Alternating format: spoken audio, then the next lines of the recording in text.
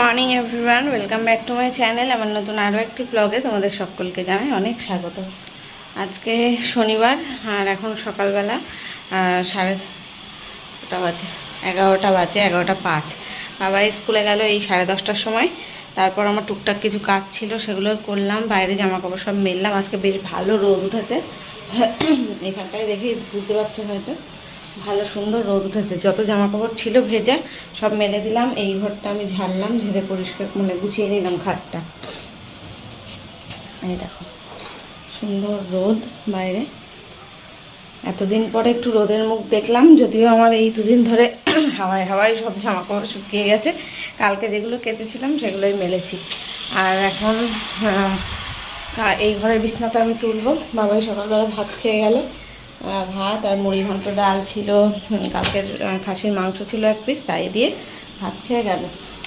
এখন এই ঘরে বিছনাটা তুলে তারপর আমি ওদিকে জলের বোতল সমস্তটা খালি, ড্রাম ঢালতে হবে, তারপরে জল ভরতে হবে।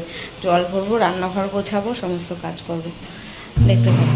ফাঁকা বাড়িতে কাজ করতে কার কার ভালো লাগে আমাকে কমেন্টে জানিও তো। আমার তো খুব ভালো লাগে। এখন বাবাই বাড়িতে নেই, তোমাদের দাদাভাইও বেরিয়েছে। একেবারে 1:30টার সময় বাবাইকে স্কুল থেকে নিয়ে তোমাদের দাদাভাই আসবে। ততক্ষণ একটু ওই বাড়ি যাবে, বন্ধু বান্ধবের সাথে আড্ডা মারবে, তারপরে আসবে। আর আজকে তো তোমাদের দাদাভাই চলে যাবে বিকেলবেলা, আবার 2-3 দিনের জন্য যাবে। এবার আর বেশি দিন না, তাও 2-3 দিন না, 4 দিন হয়ে যাবে যাওয়া আসা দিয়ে, থাকা দিয়ে 4 দিন। তো আর এখন বাড়িতে কেউ নেই, একা একা সব কাজ করে নেব তাড়াতাড়ি করে। 1:30টার মধ্যে ইচ্ছা আছে আমার রান্না বান্না, স্নান পুজো সব করে নেওয়ার। এখন দেখা যাক কতটা কি করতে পারি। বাড়িতে একা থাকলে কাজও এগোয় কিন্তু তাড়াতাড়ি, আর কেউ থাকলে না তার সাথে কথা বলতে বলতে কাজের দেরি হয়ে যায়। ব্যাস, এই ঘর গোছানো হয়ে গেছে। এবার চলো রান্নাঘরটা গুছাই।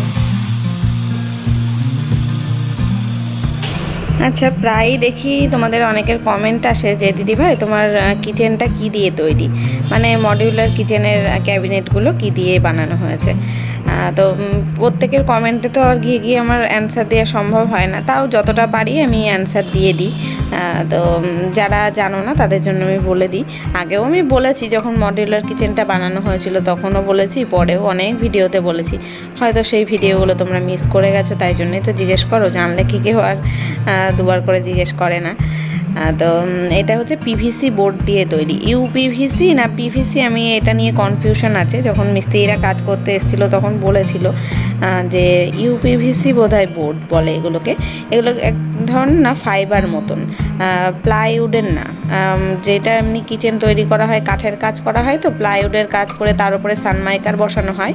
আমার এটা কিন্তু তা না, আমার এটা পুরো একটি এরকম বোর্ড, মানে পিভিসি বোর্ড এনেছিল, এনে এগুলোকে জাস্ট কেটে কেটে মানে ডিজাইন ম্যাচিং করে করে বসিয়ে দিয়েছে। এটা আমার দেখতে পাচ্ছ ডিজাইনের। এটা এগুলো প্লেন কালারেরও হয়, এক কালারের মধ্যেও হয়, বিভিন্ন ধরনের ডিজাইনও থাকে।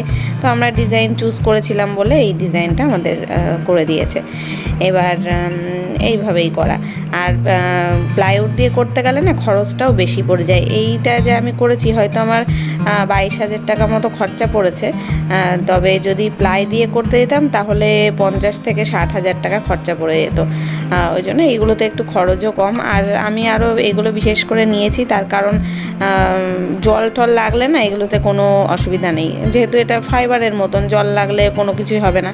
তবে কাঠের জিনিসে, মানে প্লাইউড তো এক ধরনের কাঠই হয় না, যতই ওয়াটারপ্রুফ হোক না কেন, বছরের পর বছর ইউজ করতে করতে যদি জল লাগলে, জল তো লাগবেই কিচেনে, আমাদের সবারই একটু আধটু জল লাগে। জল লাগতে লাগতে যদি ফুলে ওঠে নষ্ট হয়ে যায়, ওই জন্য এটাই করিয়েছি। এখন জানি না এটা কতদিন কি টিকবে। কম করে 10টা বছর যদি ভালোভাবে যায় তাহলে তো ভালো। হ্যাঁ, এমনি খারাপ হবে না, কল কবজাগুলো খারাপ হয়ে যেতে পারে, সেই কবজাগুলো মাঝে সাথে মানে যখন খারাপ হয়ে যাবে তখন চেঞ্জ করতে হবে। তাছাড়া এই বোর্ডের কোনো কিছু হয় না। এখন যদি সেইভাবে আমরা আঘাত করি, সে তো সানমাইকারও ভাঙবে, এটাও ভাঙবে, সেটা তো আর হয় না। এমনি নর্মাল যেভাবে ইউজ করা হয় সেভাবে করতে গেলে কম করে 10-15 বছর তো আরামসে টিকে যাবে। তো ওদিকে কথা বলতে বলতে তোমাদের দাদাভাই বাজার এনে দিয়েছে, সবজি বাজার, মাছ মাংস এসব বাজারও নিয়ে এসছে। আজকে যেহেতু যাবে ওই 2-3 দিনের জন্য বাজার করে রেখেই যাচ্ছে। তো সবজিগুলো সব আমি যেগুলো রান্না করব সেগুলো রেখে দিলাম ওখানে ঝুড়ির মধ্যে, আর বাদ বাকি যেগুলো এক্সট্রা রয়েছে যেগুলো আজকে রান্না করব না সেগুলো প্লাস্টিকে ভরে ভরে সব ফ্রিজে ঢুকিয়ে দিলাম। আর আলু পেঁয়াজও এনেছিল, সেগুলো ওই তাকে রেখে দিলাম। আলু পেঁয়াজ আদা এনেছিল, রসুনটা আছে, তবে আদাটা দেখবে তাড়াতাড়ি নষ্ট হয়ে যায়, তো বেশি করে আদা আনা যায় না, আমি বেটে রেখে দিই একবারে। আর রসুনটা তো দীর্ঘদিন রেখে দিলেও খুব একটা নষ্ট হয় না, মানে মাসের পর মাস রসুন রেখে দিলেও হয়তো 1-2 কালো হয়, তাছাড়া সব ভালোই থাকে। আর এই যে মাছ এনেছে, এবার আর বেশি মাছ মাংস কিছু বাজার করেনি, কারণ বেশি দিনের জন্য নয়, ওই জন্য একটা শুধু কাটা মাছ এনেছে, কাটা রুই বা কাতলা, ওটা আমি চিনতে পারি না, ওই রুই বা কাতলার মধ্যে একটা কিছু হবে। আর এনেছে চিকেন। তো দেখি কালকে রবিবার আছে, চিকেন করতে পারি, আর তারপরের দিন একদিন ডিম খেয়ে নেবো, একদিন মাছ খেয়ে নেবো, ব্যাস হয়ে যাবে। ও হয়তো মঙ্গল বুধবারের মধ্যে চলে আসবে, মঙ্গলবারে না হলেও বুধবারে চলে আসবে।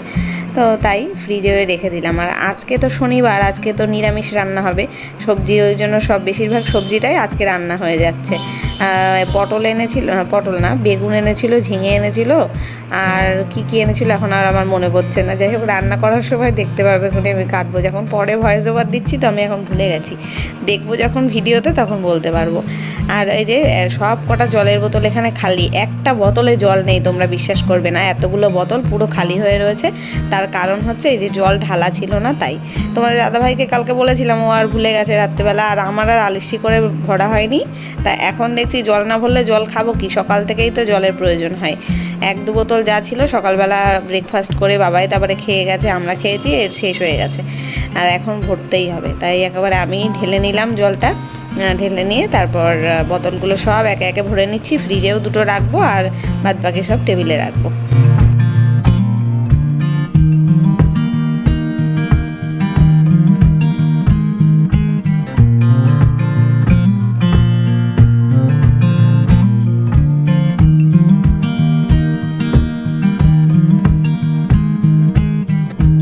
আমার সমস্ত কাজ কমপ্লিট হয়েছে, জলের বোতলগুলো ভরে নিয়েছি, টেবিল মুছে পরিষ্কার, রান্নাঘরও সব গুছিয়ে নিয়েছি।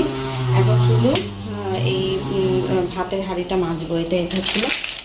আজকে সকালে ভাত করিনি, কালকে পুরো ঝরঝরে ভাত ছিল, তাই গরম করে দিলাম বাবাইকে, ভাত ডাল মাংস সব ছিল, তাই দিয়ে খেয়ে গেল। এখন এই হাঁড়িটা মাজবো, মেজে ভাত বসাবো। আর এই আজকে যা রান্না করব সবজি সেগুলোই বের করে রাখলাম। ভেন্ডিটা একটু জলে ভিজিয়ে রেখেছি, কারণ ভেন্ডির চচ্চড়ি বানাবো।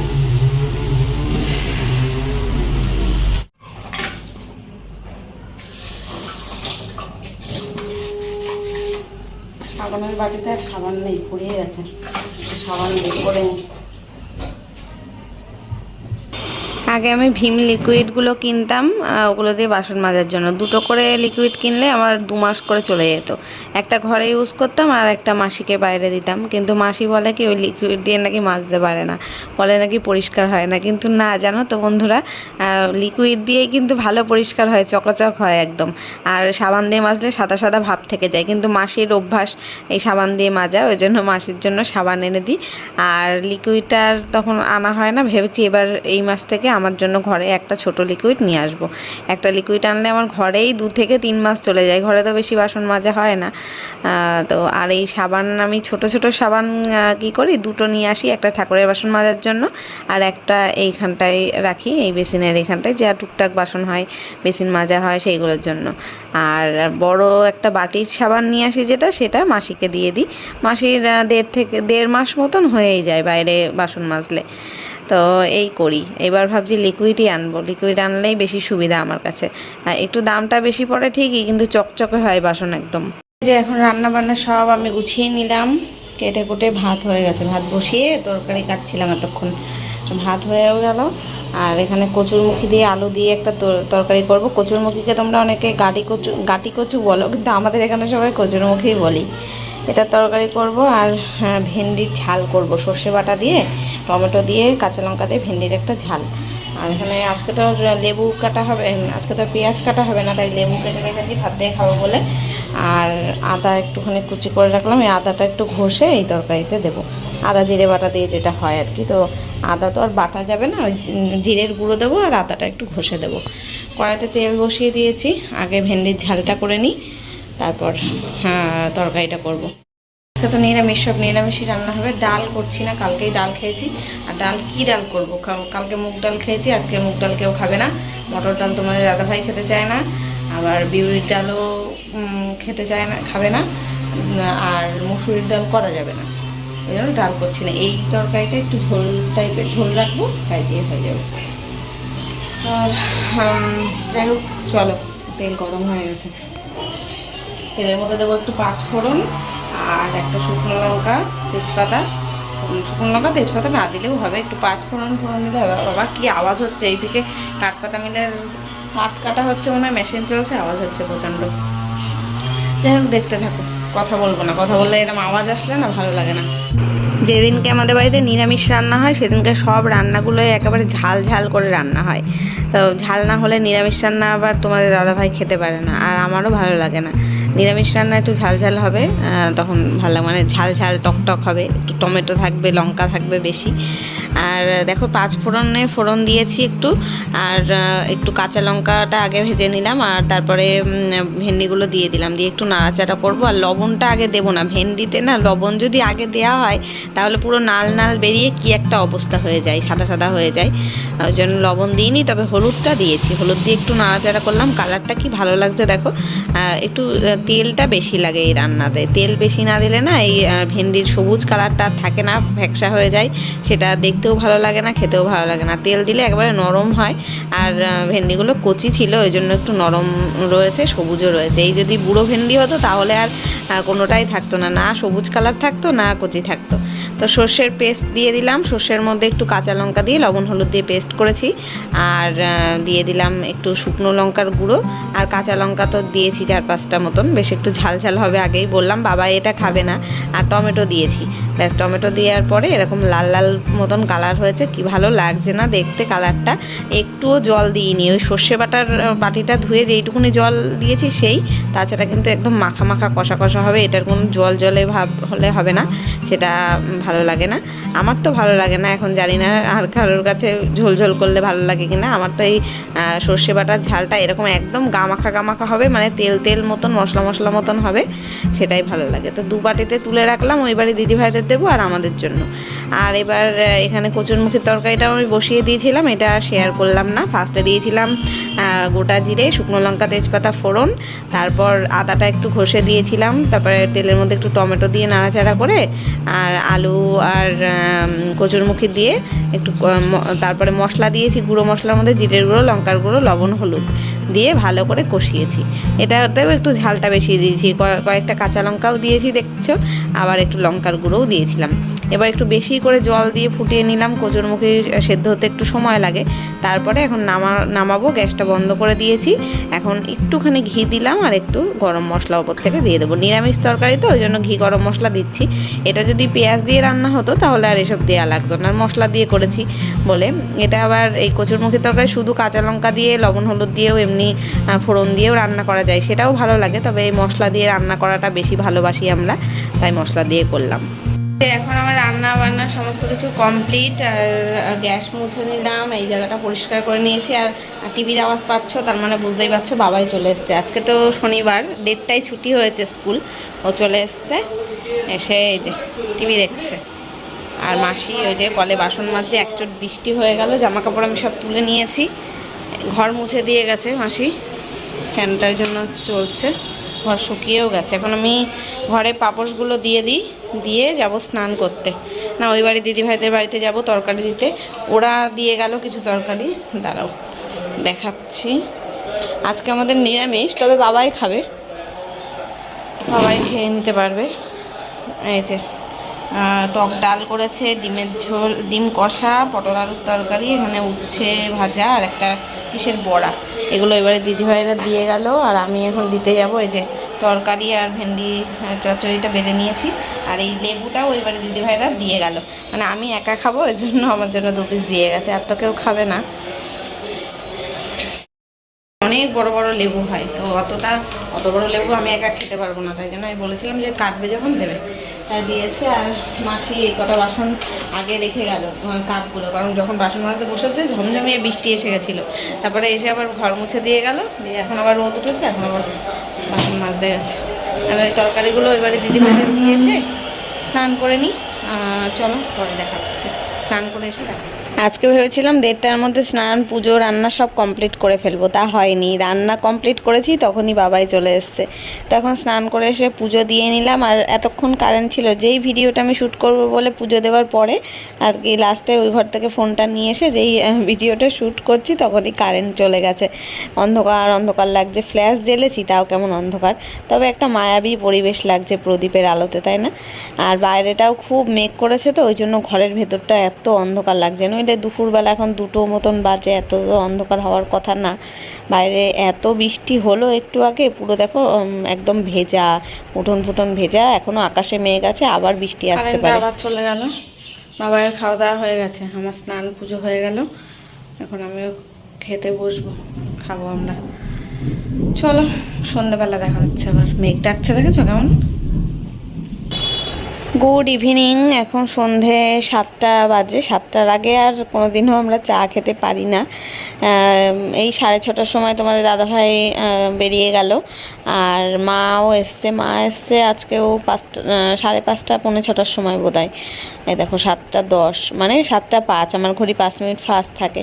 তো এখানে আজকে 2 কাপ চা করেছি, আর বাবার জন্য হরলিক্স বানিয়েছি। মার গরম গরম রুটি নিয়ে এসছে, সেই রুটি দিয়ে চা দিয়ে বিস্কুট দিয়ে এখন খাওয়া হবে। আর বাবাইকে বলবো রুটি দিয়ে আর হরলিক্স দিয়ে খাও। ফ্রেন্ডস, আমরা চাটা খেলাম, বাবা এখনও হরলিক্স খাচ্ছে। হরলিক্সটা একটু বেশি গরম করে ফেলেছি জলটা, ওই জন্য এখনও গরম রয়েছে।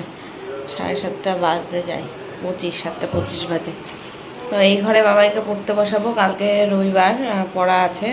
কালকে আবার ওদের স্যার নাকি অঙ্ক পরীক্ষা নেবে, মানে পরীক্ষা ঠিক না, রিভাইজ। একটা চ্যাপ্টার বোধহয় হয়েছে, একটা অনুশীলনীর অঙ্ক হয়েছে, সেটাই লেসনের অঙ্কটাই আর কি কালকে নেবে, প্র্যাকটিস আর কি নেবে।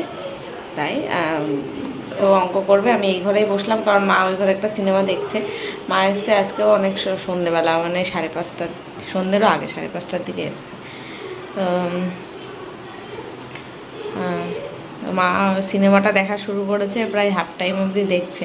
তাই বললো যে শোনা তুই ওই ঘরে গিয়ে পড়। তাই বাবাকে বললাম, ও এখনও টেবিলেই বসে রয়েছে, হরলিক্সটা খাচ্ছে, খেয়ে আসুক। এই ঘরে বসে পড়াবো ওকে, মানে ও অঙ্ক করবে, আমি দেখবো। আর আজকে সন্ধ্যেবেলা শুয়ে উঠেই বিছনা গুছিয়ে নিয়েছিলাম আমি, পরিষ্কার পরিচ্ছন্ন করে, মানে বালিশগুলো সব এক জায়গায় রেখে বিছনাটা একটু ঝেড়ে নিতে হয়। যা বিকেলে দুপুরবেলাটা চাদর নিয়ে আজকে এমনিই শুয়েছিলাম। তো দেখি আসুক, ততক্ষণ আমি একটুখানি ফোন দেখতে লাগি। দুপুরবেলা আজকে ঠিক ঘুম হয়নি, তবে ঘুম পাচ্ছিল, সবে একটু ঘুমটা এসেছে তখনই জেগে গেলাম। আর দেখলাম সন্ধে হয়ে গেছে, আর শোবো না, শুয়ে থাকলে আরও মানে চা খেতে খেতে দেখা গেলো 8টা 8:30 বেজে যায়, তারপরে রাত্রেবেলা ভাত খেতে পারি না, ওই জন্যই উঠে গেলাম। এ বাবাই হয়েছে, তাড়াতাড়ি বই আর খাতা নিয়ে আয়, চলো পড়িয়ে নিই। আর রাত্রে তো রান্নাবান্না সব আছেই, মা আবার বাড়ি থেকে কী রান্না করেছিল তাই নিয়ে আসতে দেখলাম। আমি এখনও টিফিন কটো খুলে দেখিনি। রুটি এনেছিল, রুটিটা তো চা দিয়ে খেলাম, আর কি তরকারি নিয়ে এসতে জানি না, ওই দিয়ে রাত্রেবেলা আমাদের খাওয়া হয়ে যাবে। তো এই যে বাবাইকে নিয়ে বসিয়েছি আমি, আর এতক্ষণ ভিডিওটা একটু এডিট করছিলাম, করতে দেখলাম 18 মিনিট মতো হয়ে গেছে। তো আর কন্টিনিউ করব না, রাতে আর কিছু দেখানোর নেই, খাওয়া দাওয়া করে এখন ঘুমাবো। তো চলো কালকে দেখা হচ্ছে নতুন কোনো ভ্লগের সাথে, ততক্ষণ সবাই খুব ভালো থেকো, সুস্থ থেকো। আজকের মতো টাটা, গুড নাইট।